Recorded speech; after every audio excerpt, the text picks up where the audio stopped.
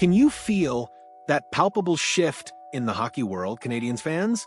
That undeniable tremor of anticipation reverberating through Montreal?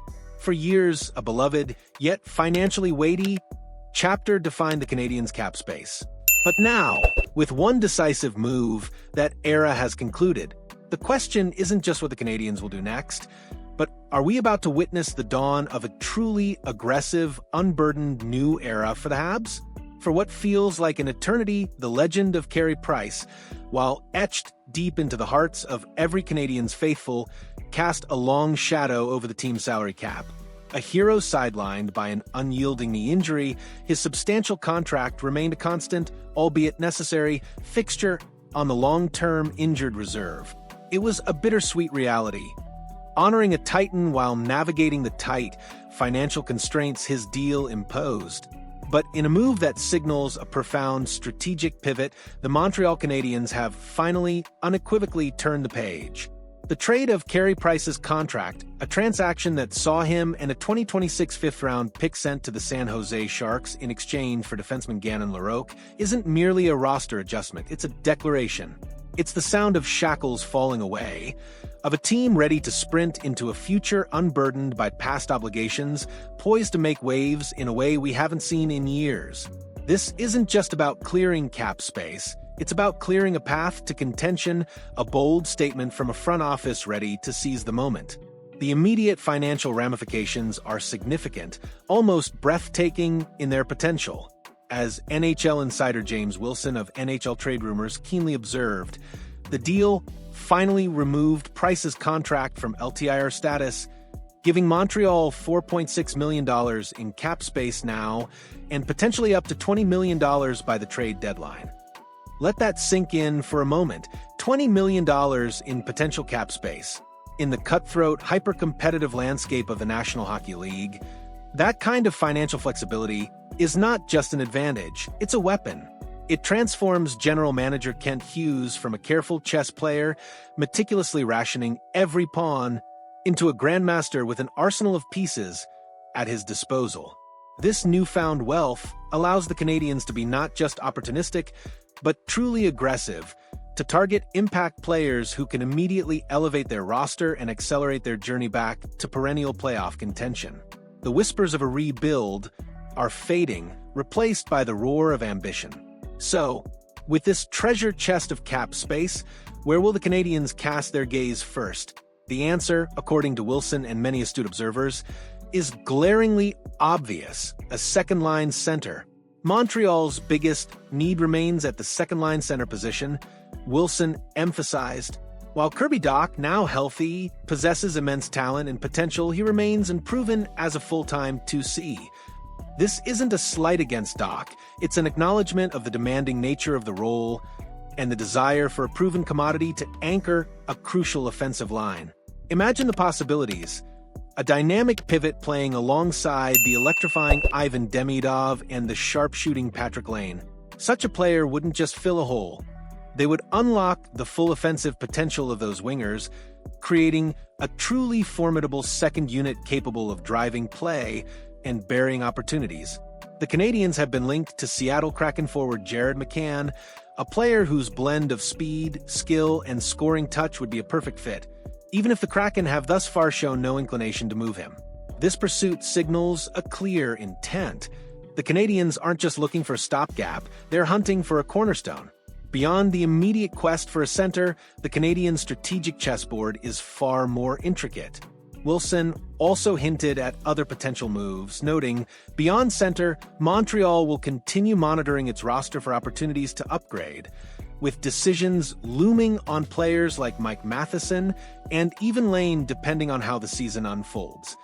This suggests a holistic approach to roster management, where every player's role and value are under constant evaluation. A veteran defenseman like Mike Matheson, while a solid contributor, could become a valuable trade chip if the right opportunity arises, potentially bringing back more assets or further enhancing cap flexibility. And the mention of Patrick Lane, a player with immense offensive upside, but also a complex contract situation, indicates that no stone will be left unturned in the pursuit of optimizing the roster. This isn't about tearing down. It's about surgically enhancing, about making the tough, calculated decisions that transform a good team into a great one. The long-term implications of shedding Price's contract are perhaps even more profound than the immediate cap space. Wilson eloquently articulated this, stating, "Shedding Price's contract ensures Montreal won't be handcuffed by LTIR gymnastics each year. Instead, Hughes and Jeff Gorton can accrue space and make aggressive deadline moves without jeopardizing development." This is a fundamental shift in philosophy. No longer will the front office be forced into intricate cap maneuvers just to stay compliant. Instead, they can accrue cap space naturally throughout the season, giving them unprecedented power at the trade deadline. This freedom allows them to be true buyers, to target the missing pieces for a deep playoff run without having to sacrifice promising prospects or future draft picks merely to make the numbers work. Furthermore, with extensions on the horizon, most notably for Lane Hutson, who will command a deal reflective of his rising value, this flexibility is absolutely critical. Securing their young, burgeoning stars for the long term is paramount, and the Price trade has paved the way for these essential investments. And what of the man himself, the legend whose name will forever be synonymous with the Montreal Canadiens? Carey Price, despite the trade of his contract, will not return to play, his illustrious career cut short by the persistent knee injury. After the move, Price took to social media, sharing a poignant yet hopeful message to Habs fans. "Always a Hab, just a teal one for now." It was a message that resonated deeply, acknowledging his new, albeit symbolic, affiliation with the Sharks while reaffirming his eternal bond with Montreal. Price's journey was one of incredible highs and heartbreaking lows. He last played in the 2021-22 season, battling valiantly but ultimately succumbing to the injury. "It was tough," Price reflected to NHL.com.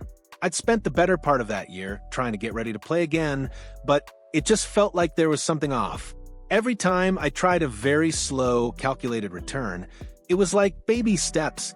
By the time I got all ramped up to get ready for full-on goaltending, the knee would just swell up.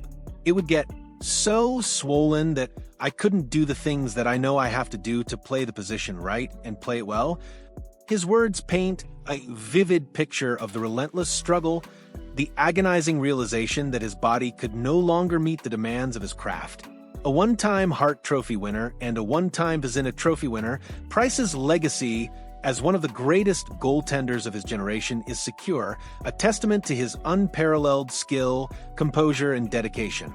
His departure from the cap sheet marks the end of an era, but his spirit, his always a Hab mentality, will undoubtedly continue to inspire. So, as the dust settles on this monumental transaction, the Montreal Canadiens stand at a crossroads, but one brimming with opportunity. The trade of Carey Price's contract is more than just a financial maneuver. It's a declaration of intent, a strategic masterstroke that has liberated the franchise. With significant cap space now available and the ability to accrue even more throughout the season, General Manager Kent Hughes and Jeff Gorton are armed with the tools to aggressively pursue their vision. Whether it's a game-changing second-line center, a shrewd defensive acquisition, or securing the future of their burgeoning young stars, the possibilities are endless. This isn't just about making the playoffs. It's about building a sustainable contender, a team that can challenge for the ultimate prize for years to come. The era of financial constraint is over. The era of aggressive ambition has begun. What do you think, Habs fans? Are you ready for the Canadiens to make some serious noise? Let us know in the comments below what moves you'd like to see the team make with their newfound flexibility. And if you're as excited as we are about the future of the Montreal Canadiens, hit that like button and subscribe for more exclusive insights and passionate breakdowns.